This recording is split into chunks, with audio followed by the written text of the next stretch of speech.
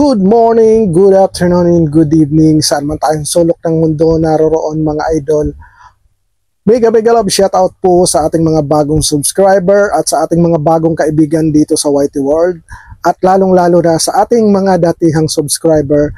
Thank you so much po sa inyong lahat mga idol. Ang pag-uusapan natin ngayon mga idol ay ang pagbigay ng isang ex-OFW dyan sa Pilipinas ng kanyang saloobin at hinaing sa ating gobyerno at sa mga problemang nangyayari dyan sa ating gobyerno sa Pilipinas. Ano mga idol, hindi na natin ito patatagalin mga idol at pakinggan natin ang kanyang saloobin at komento at hinaing na kanyang gustong iparating sa ating gobyerno. Stop the hearing, go to people, assist the people, help the people.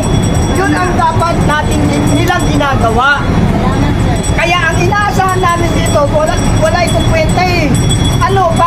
Para balagin ang Pangulong Duterte. Na unang-una si Pangulong Duterte, kung bakit kami sumusuporta, dahil si Pangulong Duterte nung panahon niya, napaka 101% ang peace and order dito sa ating bansa. Yan po ang pinaka-main objective and concern namin bilang isang ama, bilang isang merong mga anak at apo. Yan po ang concern namin kung bakit po kami naririto ngayon. Para pagpakita ng suporta na hindi dapat kinokondem ang dating Pangulo na gumanap sa kanyang tungkulin during his term. Salamat po. Salamat po sa mga opinion. Sa droga, hindi pa tayo na umaabot doon. Itanong po. Dito ba kayo samantalain na correction please ha, hindi ako sa pamamahala ngayon. Ito ay tunay na karanasan at mga pangyayari. Sinasaloob lang namin. Kaya nga nagpapasalamat kami at merong mainstream media na nagmalasakit at tumanong sa amin para alamanin kung bakit kami naririto. Hindi po kami mga bayaran. Wala pong nagbayad sa amin. Kahit tayo naman, napakasimple, wala kaming placard, wala kaming mga ek-ek kasi nga puso ang pinaiiral namin. Pagmamahal sa bayan at mamamayan. At yan ang inaano ko, kaya nga sabi ko, hindi gagamitin ang political group namin dito bilang mamamayan na lang ng bansang Pilipinas na sobrang apektado. Ngayon, tungkol sa usaping drug zone war, ano pa ang maganda? Yung pinapatay ang mga adictos, yung mga salot ng lipunan, o yung pinapatay ang mga innocent civilian? Yan po ay isang malaking katanungan. Nung araw, ito na lang po, bilang isang karanasan, bilang isang tao o mamamayan. Ngayon po, kailangan ang mga anak namin, alas 6 o alas 7 pa lang nasa bahay na.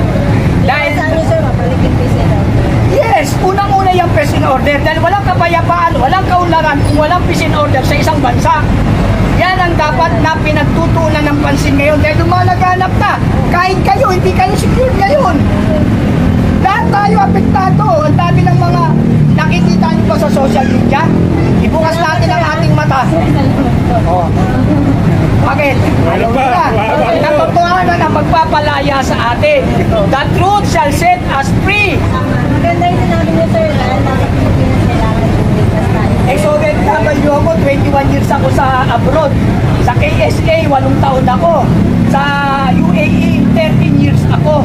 Biruin nyo naman, nabuhay ako ng halos kalahati ng aking buhay sa ibang bansa. Pero napakaganda ng kanilang management system pagdating sa tao, pagdating sa mamamayan. They are priority the people.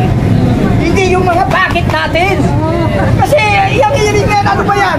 Alam nyo ba dyan sa hearing na yan? Dahil nakapasok ako dyan eh. Sa totoo lang, nakapasok ako dyan, may catering dyan.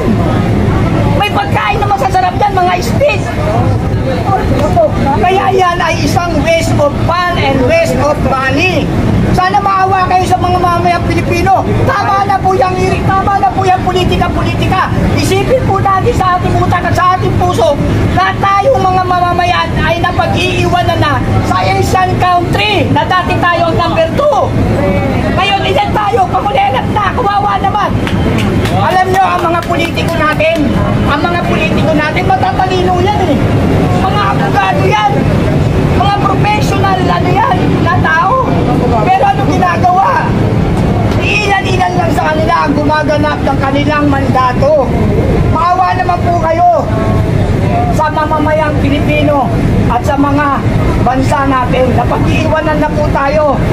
Hindi po ako against sa presidente. Kami po ay nagkakaroon ng criticism dahil gusto po namin na magising ang katotohanan na ang bansang Pilipinas ay masyado nang naaapi. Salamat, sir, ah. So ayun na nga mga idol, napanood at napakinggan natin ang kanyang hinaing at mga komento sa ating gobyerno. At nasabi niya pa nga mga idol, kaya sinusuportahan nila si Tatay Digong dahil nung si Tatay Digong pa ang presidente, 101% naging matahimik ang ating bansa.